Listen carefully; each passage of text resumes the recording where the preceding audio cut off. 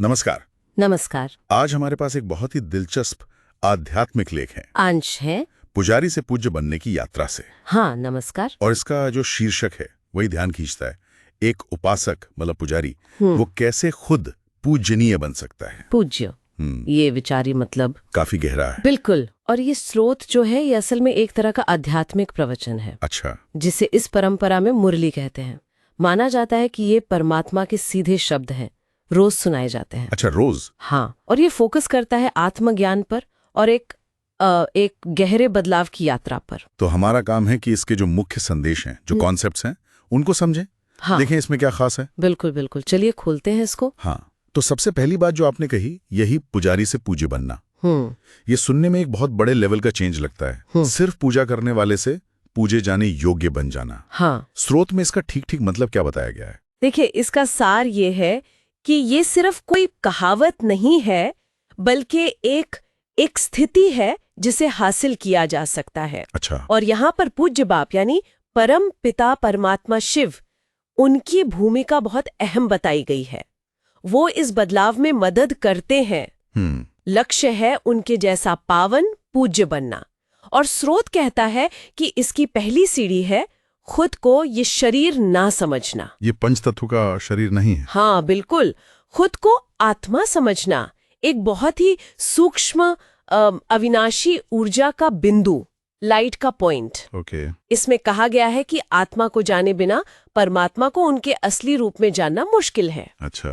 तो ये सिर्फ पूजा पाठ नहीं, बल्कि अपने स्वरूप को ही बदलने की बात है। समझ गया। तो खुद को शरीर से अलग एक ज्योति बिंदु आत्मा समझना, ये पहला कदम है जी। पर फिर इसमें एक और कमाल की बात कही गई है कि इतनी छोटी सी आत्मा, हाँ, उसमें पूरे 84 जन्मों का पाठ मतलब भूमिका भरी हुई है। हाँ, ये सोचने वाली बात है ना। ये कैसे हो सकता है? मतलब स्रोत क्या कहता है इसके बारे में? हाँ, तो ये जुड़ा है ड्रामा या सृष्टि चक्र की एक बड़ी अवधारणा से। ड्रामा? हाँ, जैसे दुनिया एक मंच है और हम आत्माएं एक्टर्स, तो पाठ के अनुसार हर आत्मा इस दुनिया के मंच पर 84 जन्मों का एक फिक्स्ड चक्कर पूरा करती है। 84 जन्म?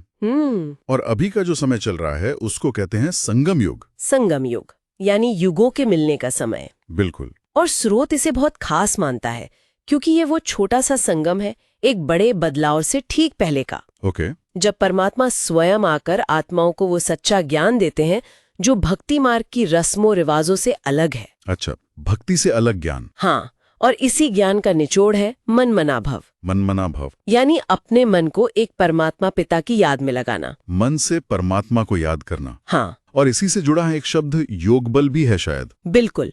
मनमना भव वो तरीका है और योग बल उस तरीके से पैदा होने वाली शक्ति है। अच्छा। स्रोत कहता है कि इसी निरंतर याद से आत्मा पवित्र बनती है। हाँ। और पिछले जन्मों के जो बुरे कर्म हैं, जिन्हें विकर्म कहा गया है, वो भस्म होते हैं या कटते हैं। अच्छा, याद से कर्म कटते हैं। हाँ, योग की अग्नि से। तो देखिए, आत्मा की पहचान, फिर सृष्टि का चक्र, फिर ये विशेष संगम योग और फिर परिवर्तन का तरीका, मनमना भव या योग बल, ये सब जुड़े हुए हैं। दिलचस्प, काफी सिस्टमैटिक लग रहा है। और ये जो व्यक्तिगत यात्रा है, स्रोत के अनुसार ये एक बड़े कॉस्मिक ड्रामा के मंच पर हो रही है, जिसमें पुरानी दुनिया का अंत, विनाश शब्द यूज किया है। हाँ, विनाश। और एक नई पवित्र दुनिया, सतयुग या अमर लोक के शुरू होने की बात है। ये तो सुनने में बड़ा नाटकीय लगता है। हाँ है, तो ये सृष्टि के परिवर्तन के चक्र का हिस्सा माना गया है। पाठ असल में 2 तरह की पावन मंजिलों का जिक्र करता है। 2 तरह की? हाँ, एक है मुक्ति, मतलब आत्मा कर्मों के बंधन से आजाद होकर अपने मूल घर परम धाम या शांति धाम चली जाती है। ओके, मुक्ति। और दूसरी है जीवन मुक्ति, यानी इसी दुनिया में स्वर्ग या सतयुग में देवी देवता जैसा पवित्र जीवन पाना। अच्छा, मुक्ति और जीवन मुक्ति। जी। लक्ष्य पहले पवित्रता हासिल करना है और फिर उससे भी आगे बढ़कर कर्मातीत अवस्था पाना। कर्मातीत अवस्था, इसका क्या मतलब हुआ?